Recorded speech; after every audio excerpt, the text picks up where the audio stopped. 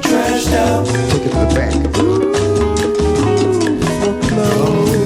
Is it our Eden or a topographical sopping mess? It may sound crazy to write a musical about the foreclosure crisis in Florida, but I've been thinking about my own family's story of economic collapse when I was a teenager, and we moved down there, and I realized it's a common story.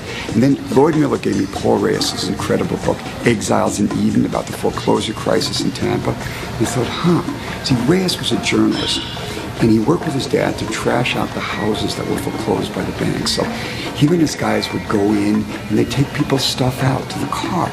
They'd go in, they'd card out their utility bills and old clothes and photographs and CDs, all the pieces of their lives. While in the backyard, there'd be snakes and, armadillos crawling around and new palm trees crawling through the window.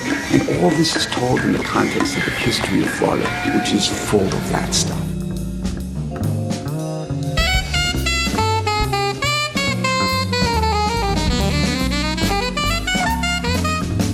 And I thought, my band, the Jazz Passengers, we've been together for 30 years, telling stories in words and music. And maybe with Lloyd, who's a terrific writer, we could tell this story in a way that journalists can't. Really sing these people's stories, and that's exactly what we did. We wrote a foreclosure musical about normal people's lives who lost their homes and their dignity in this state of Florida, which has always been a giant real estate Ponzi scheme. We all buy on credit, put our money down.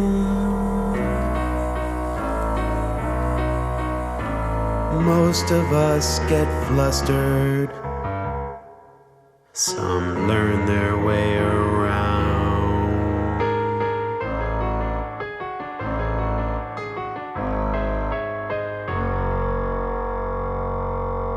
Some hold on tight past evening, show up early every day, till the boggy marshland sinks 'em, when that interest can't be paid.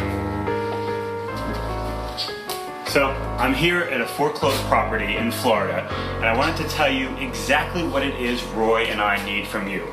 This is our first chance to finally get trashed out up on stage with all of the working parts working together. We've got a full jazz band, we've got actors, we've got video projections, we've got all sorts of interactive elements that we've never really had a chance to try out all together on stage.